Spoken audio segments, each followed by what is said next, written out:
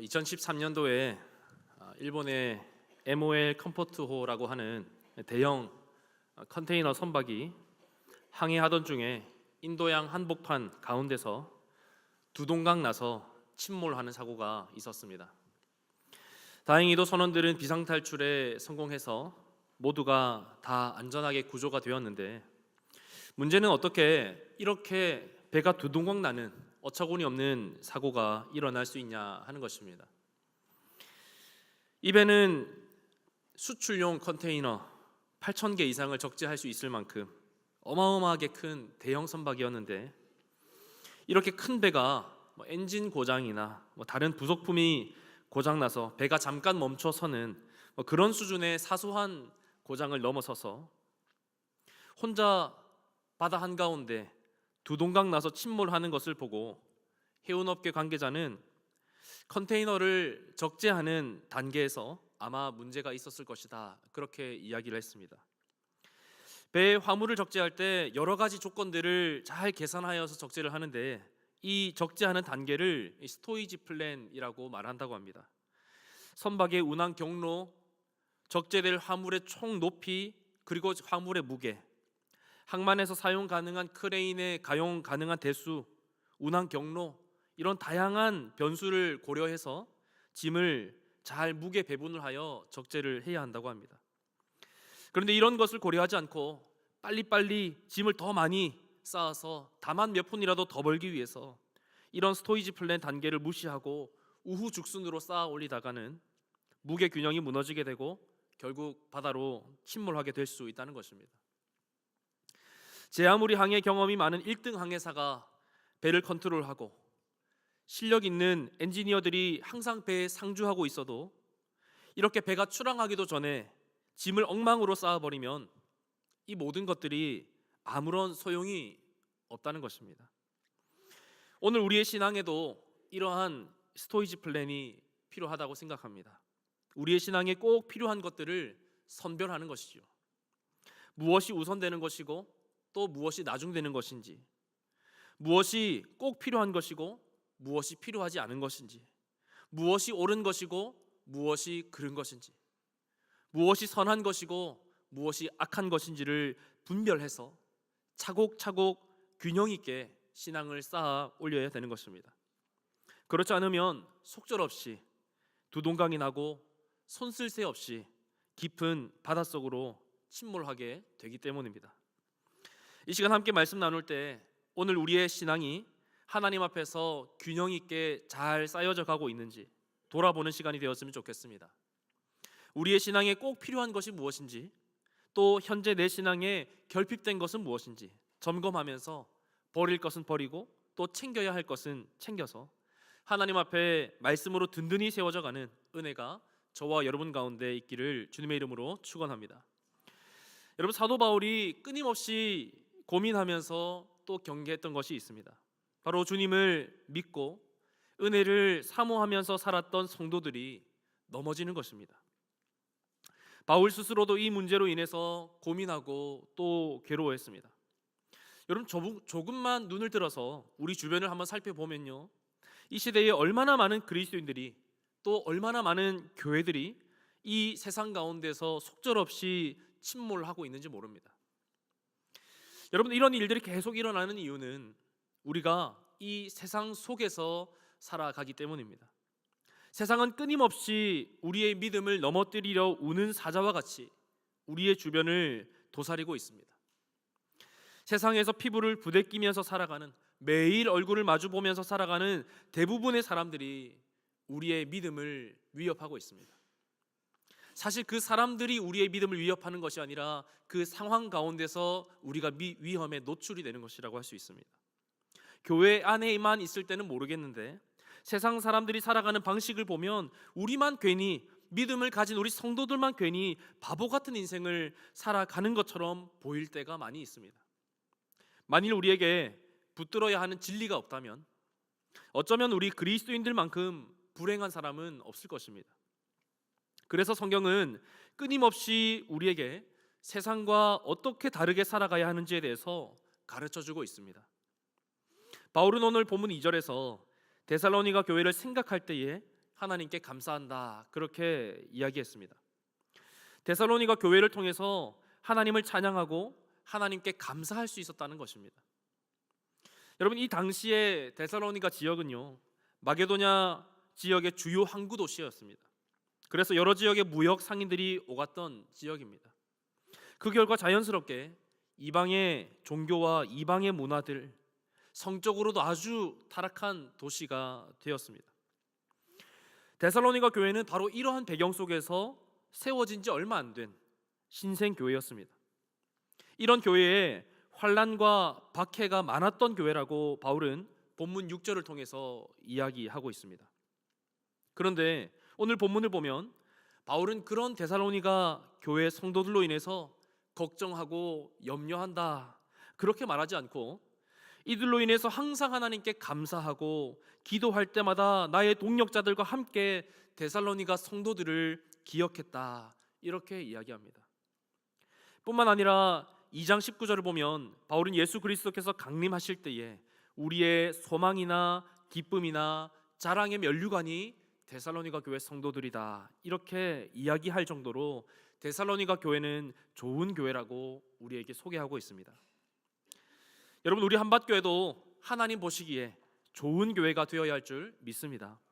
세상적으로 볼 때는 건물이 큰 교회, 부자 성도가 많은 교회, 재정적으로 흔들리지 않는 교회가 좋은 교회라고 말할 줄 모르겠습니다. 그러나 우리가 궁극적으로 추구해야 되는 교회는 세상적인 기준에서 볼 때 좋은 교회가 아니라 하나님이 보실 때 하나님이 기준이 되어서 좋은 교회가 되어야 할 줄 믿습니다.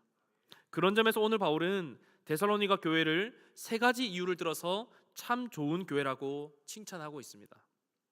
바울이 데살로니가 교회를 칭찬했던 첫 번째는 믿음의 역사였습니다.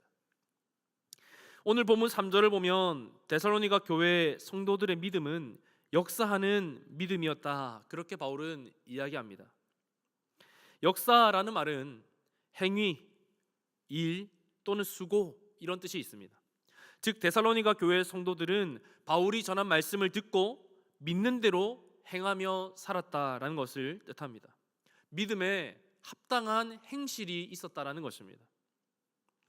야고보서 2장 17절에 의하면 행함이 없는 믿음은 그 자체가 죽은 것이라고 이야기했습니다. 그런 말씀에 비추어 볼 때 데살로니가 교회 성도들의 믿음은 참된 믿음, 살아있는 믿음, 행동하는 믿음이었다라는 것을 우리는 알 수 있습니다. 여러분, 누군가 산에 들어가서 한 달 동안 수행을 하면서 큰 깨달음을 얻고 내려왔다고 칩시다. 완전히 새로운 사람이 되었다고 스스로 말합니다. 그런데 그 사람의 일상의 삶을 바라볼 때 이전과 전혀 바뀐 것이 없다면 그 깨달았다고 하는 것이 무슨 의미가 있겠습니까? 자기 자신도 바꾸지 못하는 그 깨달음을 누가 함께 동참하고 싶어 하겠습니까? 누구도 원하지 않는 깨달음일 것입니다. 데살로니가 교인들의 믿음은 그런 차원의 깨달음이 아니었습니다. 그런 차원의 믿음이 아니었습니다. 말뿐인 믿음이 아니었습니다. 여러분, 우리에게 진짜 믿음이 있다면, 우리가 진짜 하나님의 자녀가 맞다면 우리의 삶에는 믿음의 역사가 나타나야 할 줄 믿습니다. 왜입니까?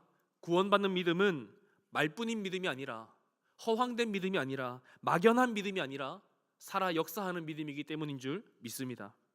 구원받기 위해서가 아니라 이미 구원받은 하나님의 자녀들이기 때문에 우리의 삶에 하나님의 자녀다운 행실, 선한 행실, 선한 역사가 나타나야 하는 것입니다. 우리가 보기에 사람의 기준에서 조금 괜찮은 모습으로 변하기만 하면 되는 것이 아닙니다. 그 변화가 성경적이어야 합니다. 하나님의 말씀에 따른 변화여야 합니다. 말씀에 따라서 마음이 변화되고 그것이 삶으로 드러나는 것이 오늘 본문이 말하는 믿음의 역사입니다. 여러분, 우리 모두의 믿음의 역사가 동일하지 않을 수 있습니다.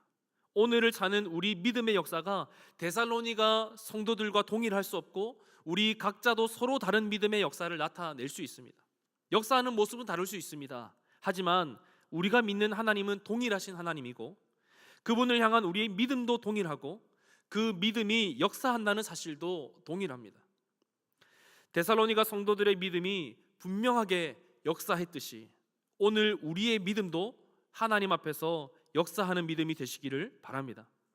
데살로니가전서 2장 13절에 보면 이렇게 하나님 앞에서 신실한 믿음으로 역사하는 믿음으로 행했던 데살로니가 교회 성도들에게 하나님의 말씀이 살아 역사한다라고 바울은 이야기합니다. 데살로니가전서 2장 13절 말씀입니다. 이러므로 우리가 하나님께 끊임없이 감사함은 너희가 우리에게 들은 바 하나님의 말씀을 받을 때에 사람의 말로 받지 아니하고 하나님의 말씀으로 받음이니 진실로 그러하도다. 이 말씀이 또한 너희 믿는 자 가운데서 역사하느니라. 아멘. 믿는다고 말만 하고 행함이 없는 믿음에 대해서 야고보는 죽은 믿음이라고 이야기했습니다.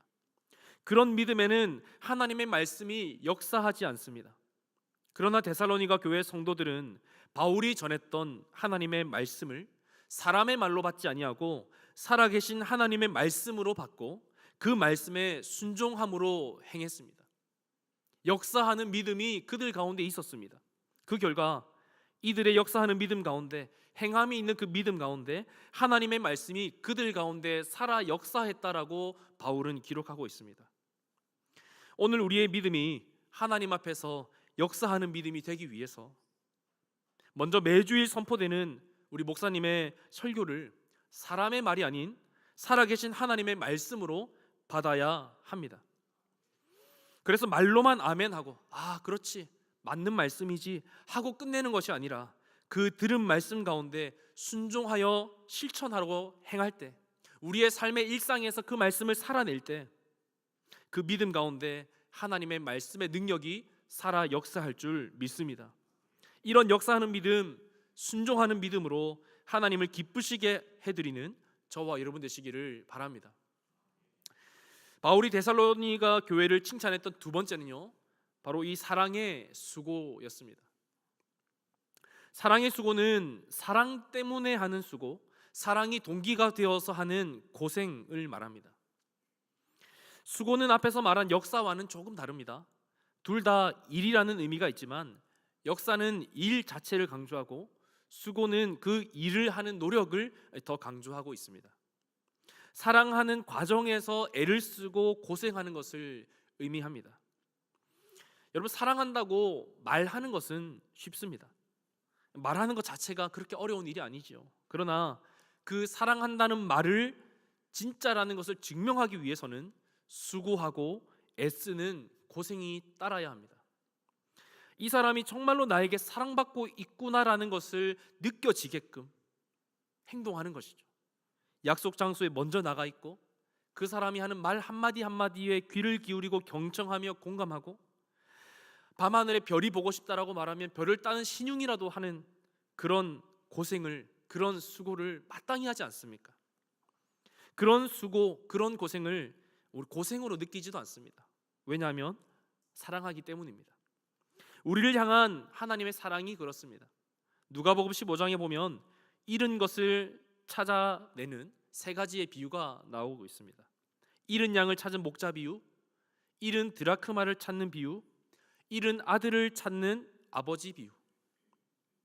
이 비유를 통해서 하나님께서 잃어버린 우리를 얼마나 찾기를 원하시고 그런 우리를 품에 안으시기 위해서 얼마나 수고하고 애쓰시는가를 이 비유가 잘 보여주고 있습니다. 99마리의 양떼를 들에 내버려 두고서라도 한 마리 잃은 양을 찾아 나서고 결국에는 찾아내는 목자, 온 집안의 먼지를 뒤집어 써가면서 잃어버린 드라크마를 찾아내는 여인, 집을 나간 아들을 다시 만나기까지 만사를 제쳐두고 집 멀리 밖에 나가서 하염없이 아들이 나간 그 들판을 바라보면서 기다리는 아버지. 그런데 이 세 가지 비유에서 하나같이 잃어버린 것을 찾는 사람이 그 찾아내는 수고를 고생으로 여기지를 않습니다. 분명히 힘들고 분명히 속이 상하고 한편으로 짜증이 날 법도 한데 그 어느 누구도 힘든 내색을 보이지 않습니다. 도리어 잃어버린 것을 찾아내었을 때 크게 기뻐하고 즐거워하며 잔치를 벌입니다. 잃어버린 영혼을 찾아내기를 기뻐하시고 찾아내는 수고를 고생으로 여기지 않으시는 그 하나님의 사랑이, 그 하나님의 마음이 오늘 이 데살로니가 성도들의 마음에 있었던 것입니다. 우리를 향한 보이지 않는 하나님의 사랑이 이 땅에 오셔서 죽기까지 섬기시고 순종하신 예수 그리스도를 통해서 우리에게 보여진 것처럼 하나님을 사랑하고 이웃을 사랑한다고 하는 우리의 이 신앙의 구호가, 우리의 이 신앙의 고백이 교회 가운데 또 성도의 교제 가운데 나타나야 할 줄 믿습니다. 여러분, 사랑의 수고가 없이는 우리의 믿음이 성장할 수 없습니다. 사랑의 수고가 없이는 죽기까지 우리를 섬기신 예수님의 그 사랑을 깨달을 길이 없습니다. 따라서 믿음의 완성은 이 사랑의 실천으로, 사랑의 수고로 이루어진다고 말할 수도 있습니다. 여러분, 진짜 사랑하면 수고와 고생이 필연적으로 따라오게 되어 있습니다. 부모가 자녀를 양육하는 모습이 그렇지 않습니까? 어떻게 하면 더 좋은 것을 줄 수 있을까? 내가 어떻게 해주면 내 자녀가 더 행복할까? 이것만을 고민하는 것이 부모입니다. 내가 할 수 있는 한 힘이 닿는 데까지 최선을 다해서 수고하고 애쓰지만 그것을 고생으로 여기지 않습니다. 오히려 더 많이 못해주는 것에 대해서 안타까워하지요. 이것이 바로 사랑의 수고입니다. 여러분, 오늘날 많은 사람들이 예수님을 믿습니다. 성도들도 많이 있습니다. 그러나 많은 경우에 교회에서 어떤 자리를 맡아서 섬길 수 있는 기회가 주어질 때 묵묵히 섬기기보다 거절하고 그 섬김의 자리를 박차고 떠나는 경우가 많이 있습니다. 왜냐하면 그 섬김이 나에게 수고가 되고 나에게 고생이 된다라고 판단하기 때문입니다. 그런데 성경은 이와 같은 믿음, 나 자신의 편의와 안위를 위해서 형제 사랑하기를, 형제를 섬기기를 주저하는 자는 하나님을 진짜 사랑하는 자가 아니라고 이야기합니다. 요한일서 4장 20절 21절 말씀입니다. 누구든지 하나님을 사랑하노라 하고 그 형제를 미워하면 이는 거짓말하는 자니 보는 바 그 형제를 사랑하지 아니하는 자는 보지 못하는 바 하나님을 사랑할 수 없느니라.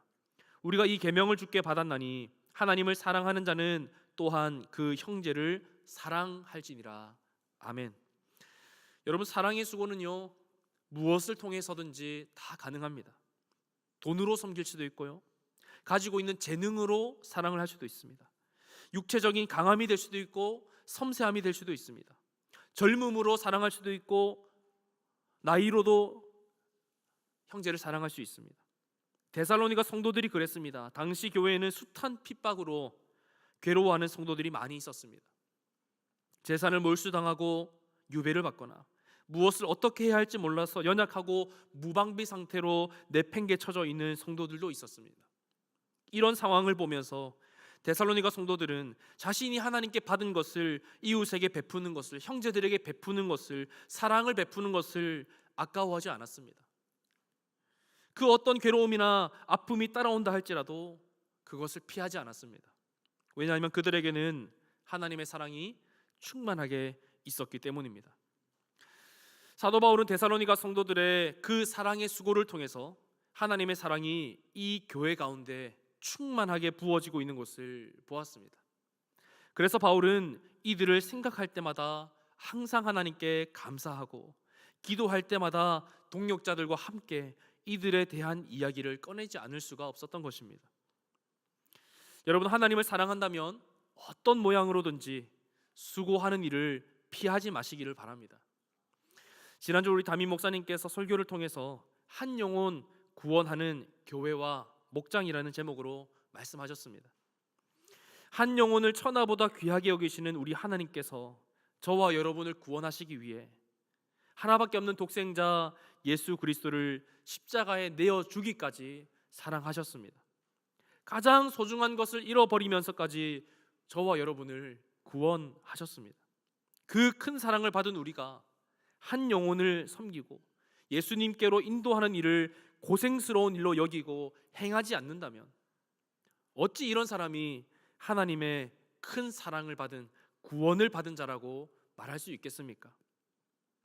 데살로니가 교회 성도들과 같이 교회와 성도를 섬기는 일에 사랑으로 수고하고 특별히 한 영혼을 품고 예수님께로 인도하기 위해 애쓸 때마다 하나님께 칭찬받는 저와 여러분 되시기를 바랍니다. 마지막으로 바울은 데살로니가 교회를 소망의 인내로 인해서 칭찬했습니다. 여러분, 데살로니가 성도들의 믿음은 역사했고 하나님에 대한 사랑으로 기꺼이 수고하기를 마다하지 않았습니다. 마지막으로 이들의 소망은 숱한 고난과 박해 속에서도 인내하게 했습니다. 데살로니가 교회는 바울이 처음 교회를 세울 때부터 유대인들의 많은 핍박을 받았던 교회입니다. 큰 권력이나 부가 있는 경우가 아니라면 그리스도인이 아니라 하더라도 살아남는 것이 힘든 세상이었습니다. 그런데 교회는 거기에 더해서 그리스도인이기 때문에 당하는 어려움이 또 추가되었습니다. 그런 상황 속에서 이 데살로니가 성도들은 인내했습니다. 믿음을 저버리지 않고 오히려 믿음으로 행했습니다. 환난 속에서도 사랑의 수고를 그치지 않고 계속 행했습니다. 그렇게 할 수 있었던 이유가 이들에게는 예수 그리스도에 대한 분명한 소망이 있었기 때문입니다. 구체적으로는 다시 오실 예수 그리스도에 대한 소망이 이들 가운데 있었습니다. 세상 사람들은 이 땅의 것만을 바라보면서 이 세상이 전부인 것처럼 살아갑니다. 그래서 어떤 방법으로든지 수단과 방법을 가리지 않고 더 많이 모으고 더 높이 쌓아 올리고 그것으로 누리면서 떵떵거리면서 자랑하면서 살아갑니다. 그러나 우리 성도는 어떻습니까? 성도들은 이 땅에 세상 사람들과 같은 모양으로 세상 속에 살아갑니다. 그러나 이 땅만을 바라보면서 살아가지 않습니다. 우리 주 예수 그리스도께서 계신 저 영광스러운 하나님의 나라를 바라보면서 살아갑니다. 이 땅은 잠깐 지나갈 뿐이요, 저 영광스러운 하나님의 나라에서 영원히 살 것을 믿는 믿음으로 나그네와 같이 살아가는 자들이 우리 성도들이지 않겠습니까? 그 영광스럽고 영원한 나라가 우리에게 이미 주어져 있다는 믿음만 있다면, 세상 사람들이 미련하다 할지라도 우리가 가진 이 믿음과 행함이 결코 헛되지 않음을 믿는다면 우리는 어떤 고난 가운데서도 견디고 인내할 수 있을 것입니다. 말씀을 맺겠습니다. 여러분, 우리 한밭교회가 하나님 앞에 좋은 교회가 되기 위해서 필요한 일, 정말 중요한 일은요, 바로 나 자신이 교회의 한 지체로서 믿음의 역사, 사랑의 수고, 소망의 인내를 행해내는 것입니다. 왜냐하면 우리 한 사람 한 사람의 역사와 수고와 헌신이 모여서 목장을 일으키고, 목장의 수고와 역사와 헌신이 모여서 우리 교회를 든든히 세우게 되는 것이기 때문입니다. 매주일 듣는 말씀을 살아계신 하나님의 말씀으로 받아서 순종하며 행하시기를 바랍니다. 이것이 오늘 우리가 나타내야 할 믿음의 역사입니다. 도움이 필요한 이웃들이 있다면 특별히 전도해야 할 VIP를 선정하여서 그들에게 수고하고 사랑하며 베풀기를 아끼지 마시기를 바랍니다. 이것이 오늘 우리가 나타내야 할 사랑의 수고입니다. 어떤 어려운 일을 만나든지 다시 오실 예수 그리스도를 기다리는 마음과 그 믿음으로 인내하시기를 바랍니다. 이것이 오늘 우리가 나타내야 할 소망의 인내입니다. 이것을 기억하면서 우리의 삶의 믿음의 역사와 사랑의 수고와 소망의 인내로서 우리 한밭교회를 하나님과 사람 앞에 좋은 교회로, 가고 싶은 교회로, 천국과 같은 교회로 든든히 세워가시는 저와 여러분 되시기를 주님의 이름으로 축원합니다.